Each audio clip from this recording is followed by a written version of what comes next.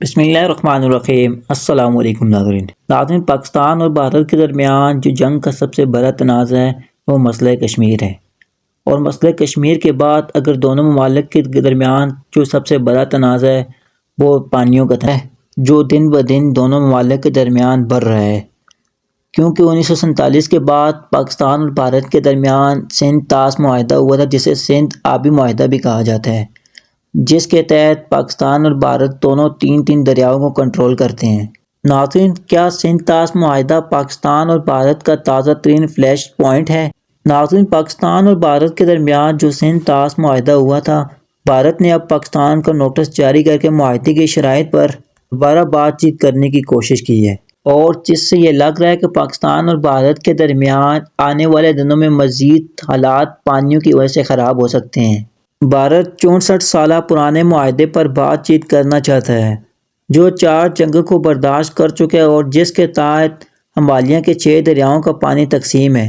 60 سال سے زائد عرصے سے ہندوستان اور پاکستان نے مشترکہ طور پر سندھ طاس کے 6 دریاؤں کے پانی کا انتظام کیا ہے، جنہوں نے قدیم ترین انسانی تہذیبوں میں سے ایک کو جنم دیا ہے۔ 4 جنگوں اور ان کے درمیان مسلسل تناؤ کے باوجود جنوبی ایشیائی پڑوسیوں نے اپنی سرحد کی دونوں طرف کی زرخیز زمینوں کو سیراب کرنے کے لیے سندھ آبی معاہدے کا استعمال کیا، لیکن یہ معاہدہ نئی دہلی اور اسلام آباد کے درمیان نازک تعلقات میں تازہ ترین فلیش پوائنٹ کی طرح ابھر سکتا ہے، جس میں بھارت نے پاکستان کو نوٹس جاری کر کے معاہدے کی شرائط پر بات چیت کرنے کی کوشش کی ہے۔ بھارتی میڈیا رپورٹس میں کہا گیا ہے کہ 18 ستمبر کو بھارت نے پاکستان کو ایک باضابطہ نوٹس بھیجا، جس میں مختلف خدشات کا حوالہ کیا گیا، جن میں آبادی کے تناسب میں تبدیلی، مالیاتی چیلنجز اور دیگر عوامل شامل ہیں۔ ناظرین، ہمیں سب سے پہلے جاننے کی ضرورت یہ ہے کہ سندھ طاس معاہدہ کیا ہے، جسے سندھ آبی معاہدے کے نام سے بھی جانا جاتا ہے۔ ہندوستان اور پاکستان کے درمیان بہت سے مسائل کی طرح سندھ طاس معاہدے کی ابتدا اگست 1947 ہندوستان کی تقسیم سے ہوئی، جب برطانوی راج ختم ہوا اور ہندوستان اور پاکستان 2 خود مختار ممالک کے طور پر ابھرے۔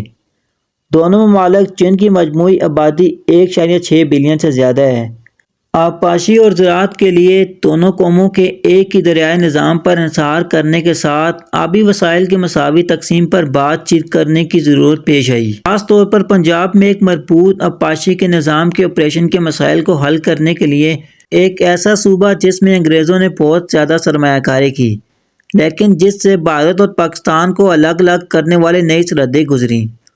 9 سال کی بحث کے بعد عالمی بینک کی سہولت سے اس وقت کے ہندوستانی وزیر اعظم جواہر لال نہرو اور سابق پاکستانی صدر ایوب خان نے ستمبر 1960 میں سندھ طاس معاہدے پر دستخط کیے۔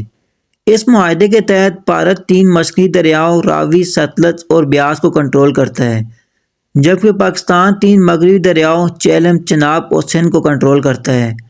بھارت مغربی دریاؤں کو پانی کو محدود اسنا کے ساتھ پاکستان میں جانے کی اجازت دینے کا پابند ہے۔ یہ معاہدہ بھارت کو بعض شرائط کے تحت مغربی دریاؤں پر ہائیڈرو الیکٹرک پروجیکٹس تیار کرنے کی اجازت دیتا ہے۔ ان منصوبوں کو رن آف دی ریور ہونا چاہیے، یعنی پانی کے بہاؤ یا ذخیرہ میں خاطر خواہ تبدیلی نہیں کر سکتی۔ ناظرین، اب آئیں بات کرتے ہیں کہ بھارت نے پاکستان کا نوٹس کیوں بھجوایا ہے اور آخر بھارت کیا چاہتا ہے۔ مختصراً، بھارت نے کہا ہے کہ وہ معاہدے کی شرائط پر دوبارہ بات چیت کرنا چاہتا ہے۔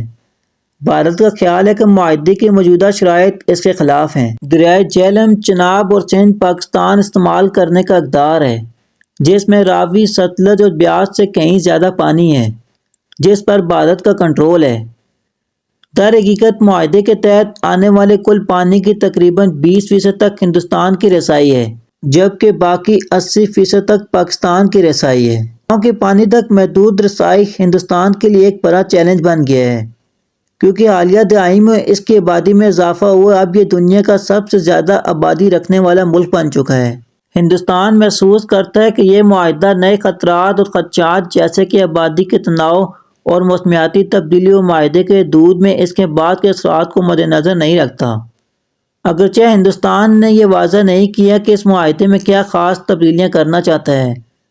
بہت سے تجزیہ کاروں کا خیال ہے کہ نئی دہلی ایسی شرائط تلاش کرے گا جس سے مغربی دریاؤں پر ہائیڈرو پاور اور دیگر انفراسٹرکچر تیار کرنا آسان ہو جائے، جن کا پانی پاکستان استعمال کرنے کا حق رکھتا ہے۔ ناظرین، اب بات کرتے ہیں کہ پاکستان اس معاہدے سے کیا چاہتا ہے۔ ہندوستان اور پاکستان کے درمیان جاری کشیدگی کے باوجود 90 کی دہائی کے آخر تک یہ معاہدہ غیر متنازع رہا ہے۔ جب ہندوستان نے چناب پر ہندوستان کے زیر انتظام کشمیر میں بگلیار ہائیڈرو پاور پروجیکٹ کی تعمیر کے منصوبے کا اعلان کیا تھا۔ ابھی حال ہی میں بھارت نے دریائے جہلم پر Kishan Ganga hydroelectric plant بھی بنایا ہے۔ پاکستان کی دلیل یہ ہے کہ جس طرح سے بھارت ان ڈیمپوں کو ڈیزائن کر رہا ہے وہ پانی کو بہنے دینے کی اس کی مکمل ذمہ داری کی خلاف ورزی کرتا ہے۔ ناظرین، سندھ طاس معاہدے کے تحت تنازعات کے حل کے طریقہ کار کے لیے ممالک نے ایک مستقل انڈس کمیشن قائم کیا ہے، جس میں ہر طرف سے ایک کمشنر ہوگا۔ معمولی تنازعات کو کمشنر کے ذریعے حل کیا جاتا ہے، لیکن اگر حل نہ ہونے والے مسائل کو عالمی بینک کی طرف سے مقرر کردہ غیر جانبدار ماہر کے پاس بھیجا جا سکتا ہے، جو معاہدے کے تنازعات کے حل کے طریقہ کار میں سہولت فراہم کرتا ہے۔ ناظرین، وقت کے ساتھ ساتھ دونوں ممالک کے درمیان سندھ طاس معاہدے کے باوجود پانیوں کے دریاؤں کا مسئلہ بڑھ رہا ہے، اور پانیوں کی وجہ سے دونوں ممالک کے درمیان دن بہ دن کشیدگی میں اضافہ ہوتا جا رہا ہے، اور اگر آنے والے دنوں میں معاملات اسی طرح سے چلتے رہے تو دونوں ممالک کے درمیان یہ کشیدگی بہت زیادہ آگے بڑھ سکتی ہے۔ ناظرین، اس طرح کی مزید انفارمیٹیو ویڈیو کے لیے میرے چینل کے ساتھ رہے گا۔ اگر آپ کو ہماری یہ ویڈیو اچھی لگے، ویڈیو کو لائک، شیئر، ساتھ چینل کو سبسکرائب اور بیل آئیکن کو پریس کرنا نہ بھولے گا، تاکہ مزید انفارمیٹیو ویڈیوز بآسانی آپ تک پہنچتی رہیں۔